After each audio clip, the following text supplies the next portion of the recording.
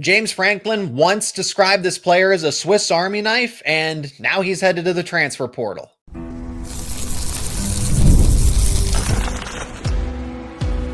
You are Locked On Nittany Lions, your daily podcast on the Penn State Nittany Lions. Part of the Locked On Podcast Network, your team every day. This episode is brought to you by Monarch Money. Take control of your finances with Monarch Money. Use code LOCKEDONCOLLEGE at monarchmoney.com for 50% off your first year. You are locked on to Penn State football, and thank you so much for making Locked On Nittany Lions your first listen and watch every single day, the number one Penn State sports podcast out there. My name is Zach Seyko, and I am your host of the show. Talking about a lot of things in this episode as Nico Iamaleava sends a shockwave through college football. We'll wrap up the show with that. Could more Nittany Lions follow after JB Nelson? That's the Penn State guard that is no longer with the team, that is going to be entering the transfer portal here. And we're going to explain this move to begin things. So JB Nelson, veteran, he's played a lot of college football. For those who may or may not remember, he was at Lackawanna College and then transferred in and was actually a starter back in 2023, was an all-conference type of player, and then regressed a little bit, but certainly a starting caliber player that was in line to battle it out for that starting guard spot that's opened up. So Penn State is returning 4 out of the 5 offensive linemen from a season ago that started routinely. Honestly, you could even say the 5. Between Drew Shelton, Vanga Ioane, Nick Dawkins, Sal Wormley's the only one that departed. And then Penn State's going to have both a combination of Anthony Donko and Nolan Rucci at that right tackle spot. So it is a crowded offensive line for the returning starters. And JB Nelson was definitely going to factor in that competition if he were going to stick around here. But things obviously weren't going to progress that way in some sort of sense where maybe he felt like he was losing out on the battle. Maybe Penn State coaches had said with your final, because this is his final year of eligibility. He announced that he was coming back and everything, that he was returning to the team, and now he's going to have to find a new destination. So JB Nelson wasn't necessarily my favorite in terms of winning this starting guard competition. It could be left or right. Sal Wormley was the right guard from a season ago, but they could move Vanga Ioane over to right guard and have the left guard spot open. JB Nelson's departure is important for this Penn State team, and we'll get to in a second, what does Penn State's O-line look like, and more players are they going to follow here? But JB Nelson is versatile. Nelson was going to give you, again, starter caliber type of reps. So whether he was the official starter or somebody that was going to rotate in frequently, Nelson was valuable to this offensive line. Veteran, as I mentioned, played a lot of college football, and the versatility that he could play guard. He could play both tackle spots. Nelson was described as a Swiss Army knife by James Franklin. This is somewhat of a big deal in my mind. For me personally, because either he was going to be a valuable depth piece. He certainly wasn't going to just ride the bench if he didn't win the starting guard spot. And he could have played any of the positions that they needed him to, probably even center, honestly. But mainly his focus was going to be either guard spot or tackle wherever they needed him to. And Nelson, because of his playing experience, because of his veteran experience, the versatility, it's a move that's not ideal for Penn State. But if he wasn't necessarily in line to win this guard spot, that if he was going to be more of that Swiss Army knife where, in a moment's notice, you could be playing right tackle, or you're the backup at every position. Maybe that didn't sit right with JB Nelson. Who knows at the end of the day. So the two different reasons here for Nelson to move on. One is Penn State's offensive line is stacked. It's loaded. This was bound to happen. Somebody was going to leave. It just happens to be JB Nelson first. And for Penn State, the offensive line, I say this year in and year out, but this is because it keeps happening. This is a testament to Phil Trautwein, is that the offensive line is the best it's been in James Franklin's tenure. It keeps taking a step up, because you have nowhere else to go but up in this case.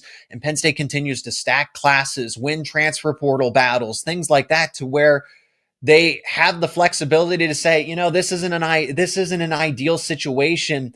However, we're in a really good spot that we can offset the loss of a JB Nelson. And of course, everybody would, they need to continue the trend of everybody else that's there. And does another offensive lineman go into the portal? Perhaps here, but I think with Nelson's final year of eligibility, he is a starting caliber player in Power 4 conference football. It might not be at Penn State, but that doesn't mean he can't be a starting guard or a tackle somewhere else and make some NIL money as well. Nelson's a good football player. Remember, he was all conference in the Big Ten in 2023, dealt with some bumps and bruises, and just never really, I guess, returned to form when he was with the way that he was playing in 2023. Penn State's offensive line has also just gotten better. Maybe he wasn't able to keep up with the level of competition that was in-house. When we are talking about Penn State's offensive line this season, this is a top 3 group conservatively, from the starters to the second string players to even the third string players. Penn State's offensive line is deep, and this is a group that I would argue certainly has a case to be the number 1 group in the entire country, with returning 4 out of 5 starters from a season ago.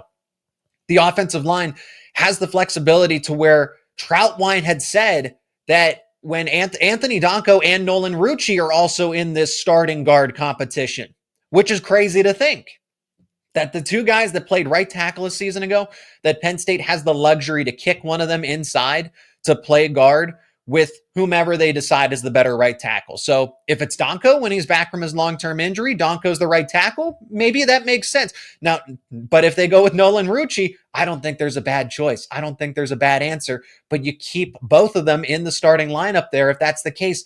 And then Cooper Cousins is on the cusp of a breakout. He was one of Penn State's top prospects from the class of 2024. There's a lot of people that are just high on him in general. Penn State spectators, fans, and journalists alike all believe in Cooper Cousins' ability, and obviously the coaching staff. That's whose opinion matters the most here. Don't forget about former 5-star Javen Williams. TJ Shanahan, who they got out of the transfer portal, former 5-star. The concern is going to be, well, aren't all these other players going to go into the transfer portal from the offensive line? You just named off all these starting caliber players, and I didn't even get to everybody. Alex Birchmeier is a former 4-star. Chimney Ono, same thing, former 4-star, specifically at those guard spots. I could go through all the tackles too. Garrett Sexton, Egan Boyer, Malachi Goodman. Penn State's offensive line depth is elite. But Nelson's case is specific because he doesn't have eligibility after this season, and he needs to maximize it here. I don't blame him for that. I don't blame him for leaving the team early and obviously going into the transfer portal there. But this offensive line completely turns over after this season, meaning that Drew Shelton, Vanga Ioane, Nick Dawkins, Nolan Rucci are all going to be finished after the season. That all these players with additional eligibility, they still have multiple years to play college football. Nelson does not. So I don't think we'll see any more attrition from Penn State's offensive line. If there happens to be a player, so be it, but you're not going to see a mass exodus necessarily from the offensive line group specifically, because going into 2026, Penn State's offensive line is going to look completely different, but that's not going to be a weakness because these guys could all play right now if the opportunity presented itself, and depending on injuries availability, they very well might. I'm just here to say that Penn State's offensive line is more than just fine. They're in an elite spot from the starters to the 2 deep to the 3 deep on this depth chart. JB Nelson is a starting caliber offensive lineman. Swiss Army knife, definitely invaluable if he needed to rise to the occasion, but Penn State's going to have to move on, and I don't blame Nelson for going into the transfer portal here. Now, will more Nittany Lions follow? Because, yeah, the offensive line might not have this attrition, but here's the other reason why this happened, as Penn State needs to make roster cuts to get to that new roster limit. Talk about it more coming up next here on Locked On Nittany Lions. And today's episode is brought to you by Monarch Money. And you ever check your bank account and wonder, where did all my money go? Between dining out, online shopping, entertainment, it's easy to lose track of all of it. And that's where Monarch Money comes in, your personal CFO, giving you full visibility and control over your finances. Now, Monarch Money isn't just a budgeting app. It's a complete financial command center where you can track all of your accounts, investments, and spending all in one place. So you stop just managing your money and you start building wealth. You'll get surprising insights. When I started using Monarch for myself, I realized just how much I was spending on different things like groceries or package deliveries. Now I get to budget smarter and save more. And it's the all-in-one convenience. Instead of juggling multiple apps, you can use Monarch to check your finances, track spending, and even plan long-term goals. And you'll get easy collaboration going forward. Managing money with your partner is smoother than ever. You can track your shared and personal accounts, set goals, and stay on the same page without all of the stress. Take control of your finances with Monarch Money. Use code LOCKEDONCollege at monarchmoney.com for, get this, 50% off your first year. That is right, 50% off your first year. That is monarchmoney.com, code LOCKEDONCollege for half off your first year. And still to come on this show, we are going to talk about Tennessee, Nico Iamaleava going into the transfer portal, trying to maximize his NIL value. We'll save that for the final segment. Let's get back to Penn State's roster construction, why JB Nelson is certainly not going to be the last Nittany Lion player to go into the portal here. And it doesn't have to do necessarily with player personnel and other players that are maybe trying to do similar things to an Iamaleava, where they just go into the portal and they're trying to maximize their NIL value. It has to do with the new rules of the House settlement, the House versus NCAA case, where rosters in college football have a maximum limit of 105 players. Penn State is currently at 119, meaning that 14 more players, and this includes walk-ons and everything. This is 105 football athletes on your roster. You could have less. You could. But Penn State, being a Power 4 Big Ten conference school, is certainly, in order to keep up with everybody else, you're going to max out at 105. You need 105 in the game of college football here. Look, there's so many directions this conversation can go in, as far as the walk-on and how it's going to be difficult going forward. Yes, granted, you go from 85 to 105 scholarship players, but you minimize the walk-on experience, that the days of the Dom DeLuca. Now, is it impossible? Could things change? Yes, but at this point in time, players that walk on try to build themselves a career. Penn State calls them the run-on, right? And that's on hold, at least for the time being. So Penn State, in this case, needs to get from 119 to 105 players. 14 players are going to end up going into the transfer portal, and Penn State's not the only school that's in this situation. So this is going to be a transfer portal window that Penn State fans just need to be aware of, that because last year we talked about how there was going to be a spring transfer portal exodus, because a similar situation where Penn State had a bunch of players that were over roster limits, and they had to make roster cuts. They had to make changes. So now this is happening all over again, but there are actually strict rules in place with the roster limitations that are there. Because what Penn State was doing in the past, when they had the 85 scholarships, was that they were using NIL funds to convert and allow those players to still carry a scholarship in a type of way without it being an official scholarship. So Penn State was able to work with whatever, Happy Valley United, just was able to convert those NIL funds in a strategic way, because there were no roster limitations at that point in time. They just had to get strategic. They had to get creative. You can't do that this time around. You cannot do that this time around. It's supposed to create a competitive balance. I think 105 is, I don't know what the exact number should be, but 105 seems, when it's a strict 105 players, that seems to be a little low. Everybody else is going to wonder about, okay, what players could go into the transfer portal? How are they going to get to 105? We could see players that are in a similar type of role to JB Nelson, similar in the fact that, hey, they're at the end of their college career. If they're not going to receive a lot of playing time, if there was a competition of sorts. I think Smith Vilbert was maybe in this category as well, and he happened to leave earlier and go to North Carolina, right? People remember Smith Vilbert, where you're at the end of your college eligibility. Go play somewhere else where you can maximize that and start when you weren't going to at Penn State. So positions that are really deep, positions that have a lot of players, that's where you're going to see that attrition. Maybe another offensive lineman, as I mentioned earlier, could be the case. I think wide receiver might see a player or two, and it's just about doing the math. And then players that are maybe forgotten about because they're not superstars or they don't contribute as frequently. Penn State has 5 quarterbacks at this time. They have a bunch of running backs as well. Jabri Wallace-Coleman isn't even on campus yet. If you remember him, he's one of the prospects in the class of 2025. Do we see any running backs go into the portal that aren't going to get as much playing time? Now, granted, Singleton and Allen are leaving next year, so it's a case-by-case basis. Defensive end is really deep as well. Players that I think could have a starting role or a significant role somewhere else might not play at Penn State next season. It depends. So it's going to be difficult for me to project. I would say the positions to focus on, because I'm not going to go name by name by name. I don't think that's fair to anybody. That's not fair to anybody on the roster at this point, even though it would be great for hot takes and clicks. I'm not going to do that here, but look at position groups that are really crowded. Offensive line was one of them. Wide receiver, I think, is another one in terms of numbers. You just have to look at numbers. Secondary, there's a lot of players in the secondary.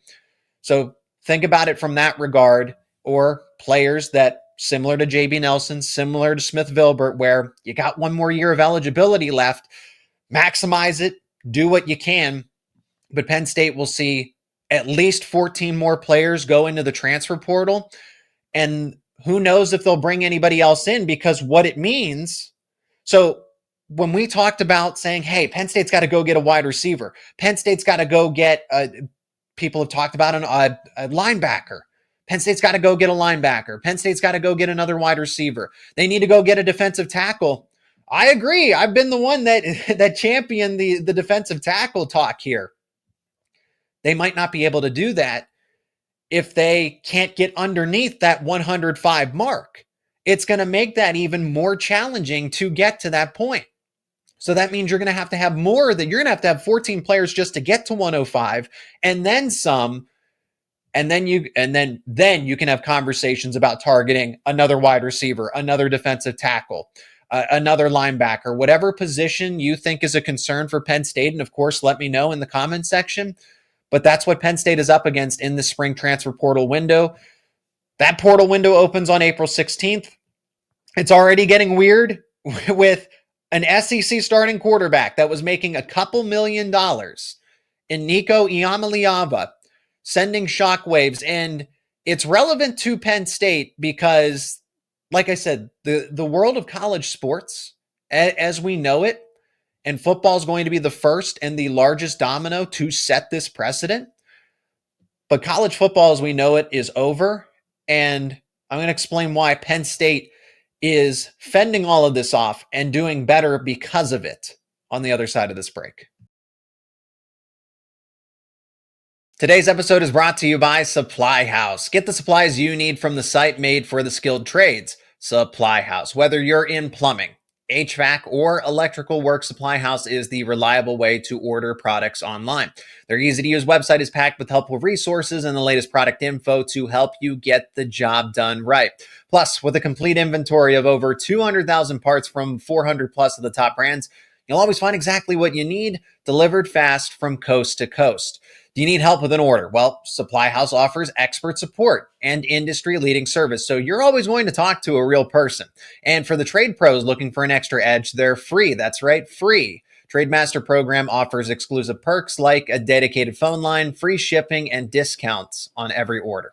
Thousands of skilled professionals are already taking advantage, and now it is your turn.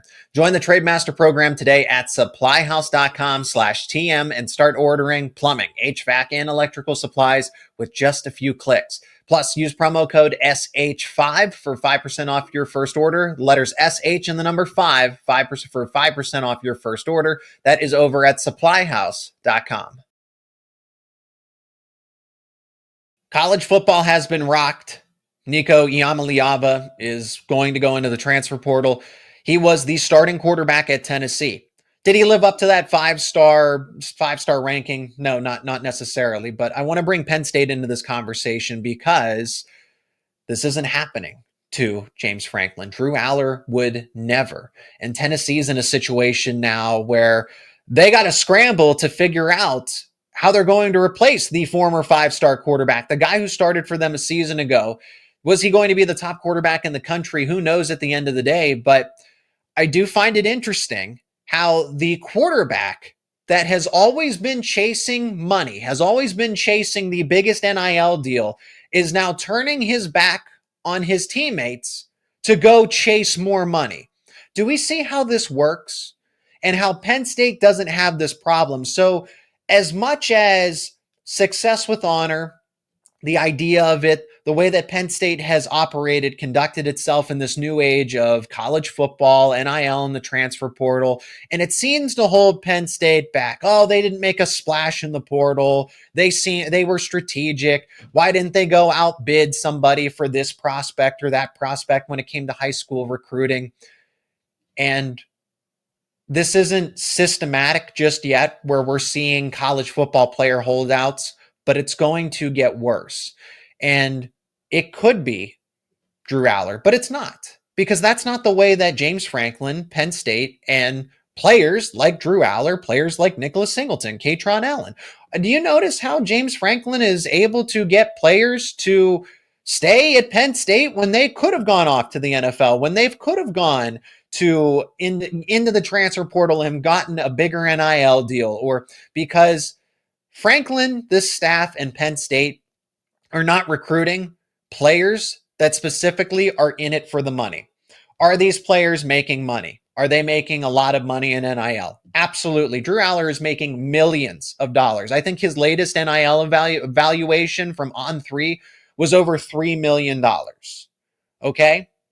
But that's in combination of a bunch of different things. What Penn State is paying in NIL, what sponsorship deals that he has negotiated with, with his circle, as far as, agent and everything else, right? People that are representing him.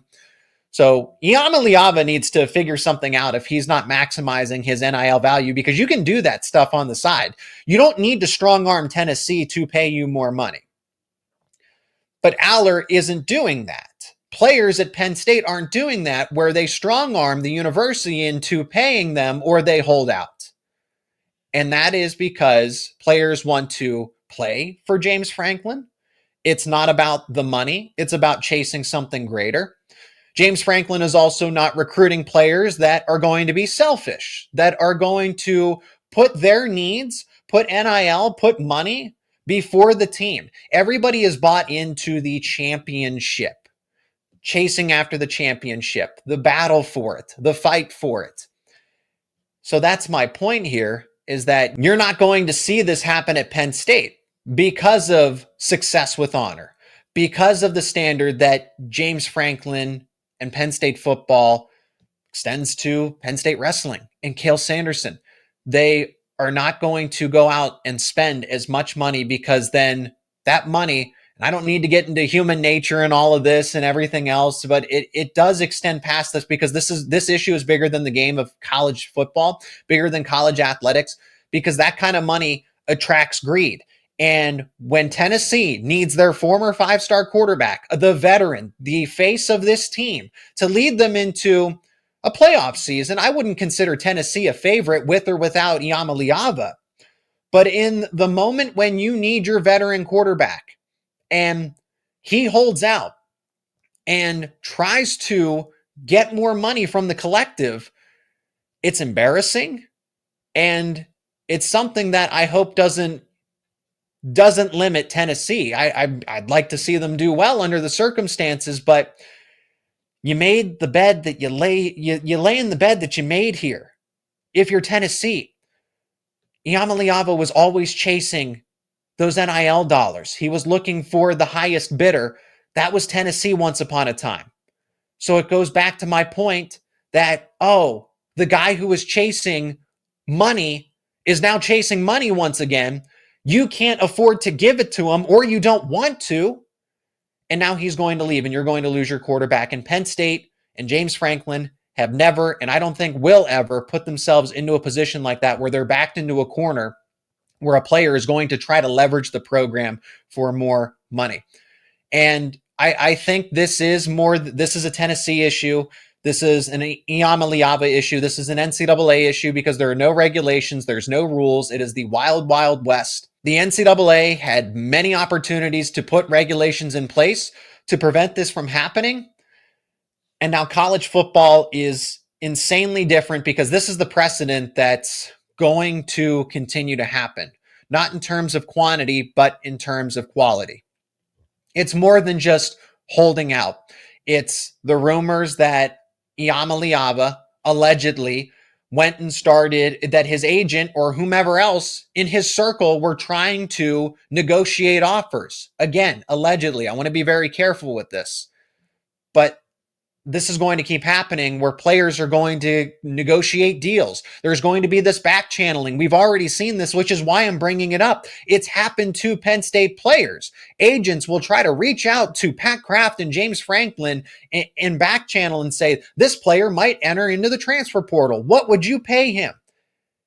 It's disgusting. It's not college athletics as we know it. It's going to happen in football first. Go to basketball, and it's already happening. We're just not seeing it as publicized. That's the thing. This is going on. This is happening.